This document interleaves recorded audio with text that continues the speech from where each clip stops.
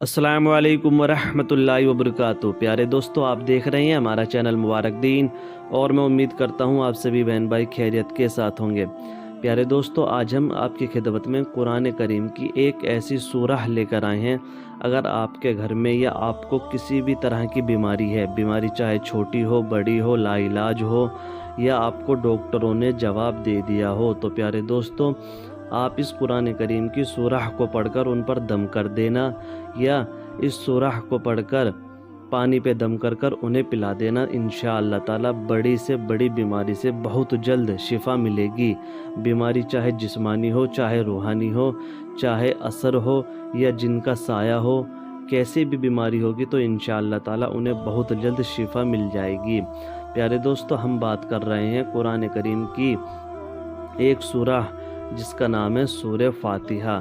سورہ فاتحہ کی بہت زیادہ فضیلت ہے، اتنی زیادہ فضیلت ہے جس کی کوئی انتہا نہیں ہے۔ اس سورت کے نام ہی بتا دیں گے کہ اس سورت کی کتنی زیادہ فضیلت ہے۔ اس سورتوں کے ناموں میں سے ایک نام ہے ام القرآن، یعنی کہ قرآن کریم کی ماں۔ کتنا بڑا مرتبہ دے دیا سورہ فاتحہ کو۔ اس کا ایک نام ہے قرآن کی ماں، یعنی کہ ام القرآن۔ 7 مثانی، 7 بار بار پڑھی جانے والی آیتیں۔ ایک نام ہے قرآن عظیم۔ سورہ فاتحہ کو بڑا قرآن بھی کہا گیا ہے۔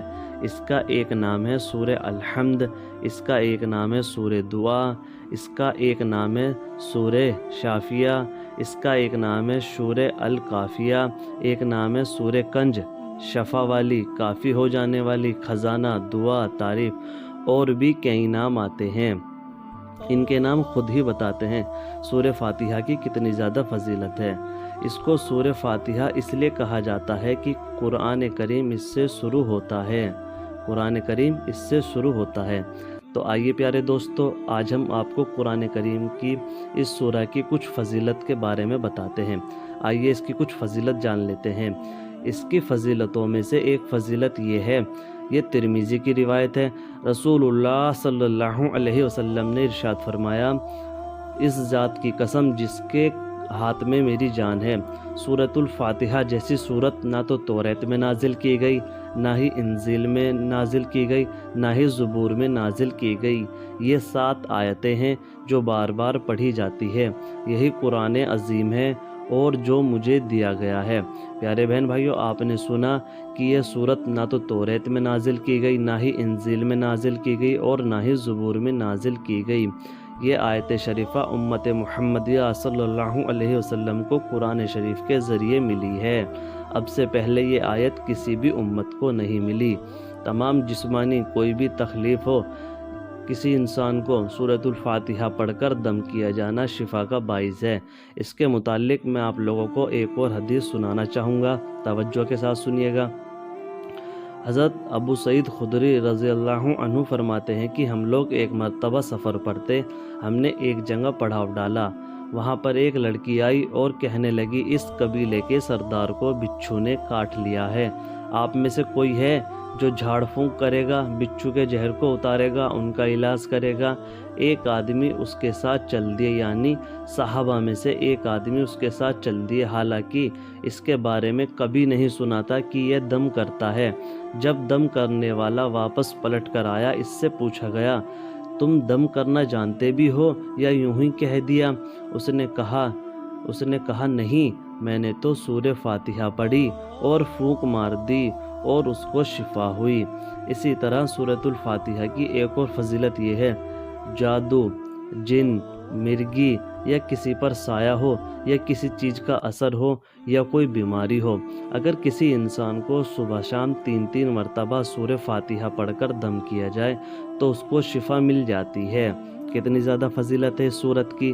اگر کسی کو کوئی بیماری ہو، جادو، جن، مرگی یا کسی پر سایہ ہو، تو آپ لوگ صبح شام 3 مرتبہ سورہ فاتحہ پڑھ کر ان پر دم کریں، انشاءاللہ تعالی انہیں بہت جلد شفا مل جائے گی۔ پیارے دوستو، سورہ فاتحہ ہم نے ہندی میں بھی لکھ کے دی ہے، جس بہن بھائی کو ہمارے سورہ فاتحہ یاد نہ ہو وہ دیکھ کر بھی یاد کر سکتے ہیں، اور ہم نے انگلش میں بھی لکھ کر دی ہے۔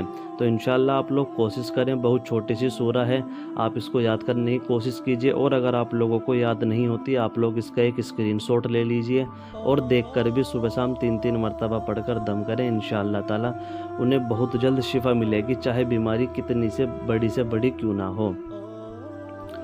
پیارے دوستو، اس کے متعلق میں آپ لوگوں کی خدمت میں ایک اور حدیث سنانا چاہوں گا۔ خارزہ بن سلت رضی اللہ عنہ کہتے ہیں کہ ان کے چچا نے روایت کیا، وہ ایک مرتبہ سفر پر تھے، ایک جہاں سے گزرے جہاں ایک آدمی کو لایا گیا جو زنجیروں میں جکڑا ہوا تھا۔ لوگوں نے کہا یہ پاگل ہے اور تم محمد صلی اللہ علیہ وسلم کے ساتھی ہو، اور تم محمد صلی اللہ علیہ وسلم کے ساتھ رہے ہو، کچھ ایسا پڑھو اس انسان کو شفا ہو جائے۔ صحابہ اس پر صبح شام 3 مرتبہ سورہ فاتحہ پڑھ کر دم کرتے، اور وہ کہتے تھوڑے ہی دن بعد وہ آدمی ایک دم فریش ہو گیا، جیسے کہ وہ آدمی غلام تھا اور اب آزاد ہو گیا۔ حدیث بہت لمبی ہے، یہ مختصر سی بات آپ کو یہی بتانی تھی کہ سورہ فاتحہ کے پڑھنے سے پاگل پن، ذہنی بیماری، مرگی، جین، سایہ، نظر بند، ان سب کا علاج اس سورت کے اندر ہے، اور اس سورت کا نام سورہ فاتحہ ہے۔ تو پیارے دوستو، جیسے کہ آپ نے حدیث مبارک میں سنا، ایک آدمی کو بچھو نے کاٹ لیا تھا، اور صحابہ میں سے ایک آدمی نے اس پہ جا کے سورہ فاتحہ پڑھ کر دم کیا اور اس کو شفا مل گئی۔ اسی طرح ایک صحابہ کے پاس ایک آدمی کو لایا گیا جو اتنا زیادہ پاگل ہو چکا تھا کہ اس کو زنجیروں میں جکڑ رکھا تھا، تو صحابہ نے کیا کیا، اس پر صبح شام 3 مرتبہ سورہ فاتحہ پڑھ کر دم کیا، اور انشاءاللہ تعالی وہ بہت جلد ٹھیک بھی ہو گیا۔ تو پیارے دوستو، آپ اس عمل کو اپنے لیے خود بھی کر سکتے ہیں، دوسروں کے لیے بھی کر سکتے ہیں، اپنے گھر والوں کے لیے، اپنے بہن بھائیوں کے لیے، ماں باپ کے لیے، اپنے بچوں کے لیے۔